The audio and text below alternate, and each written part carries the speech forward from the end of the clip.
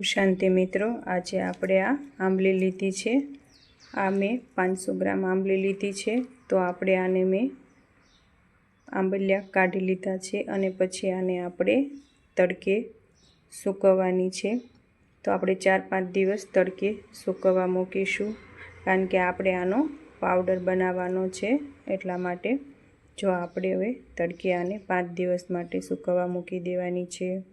આપણે તડકે સૂકવી હતી અને સરસ સુકાઈ ગઈ છે। આવે છે ને અવાજ? મસ્ત દેશી આંબલી છે, ખાવામાં પણ ગળચટી છે। તો આ આંબલી આપણે સુકાઈને રેડી થઈ ગઈ છે। હવે આપણે આને દળી લેવાની છે। તો દળવામાં એક મિક્સર જારમાં આપણે લઈશું।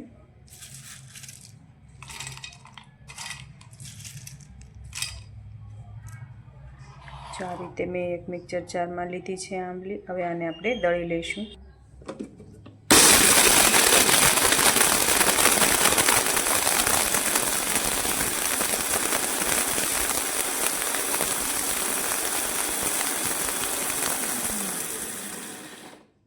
જો આપણે ચેક કરી જોઈએ, જો આ દળાઈ ગઈ છે। હવે આપણે બીજી દળી વાળશું। જો આવી જ રીતે આપણે બીજી પણ દળી લઈશું।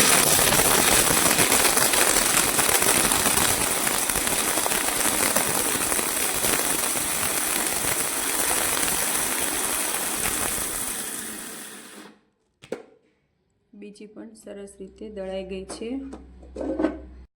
જો આવી જ રીતે આપણે આ બધી આંબલી દળાઈને રેડી થઈ ગઈ છે।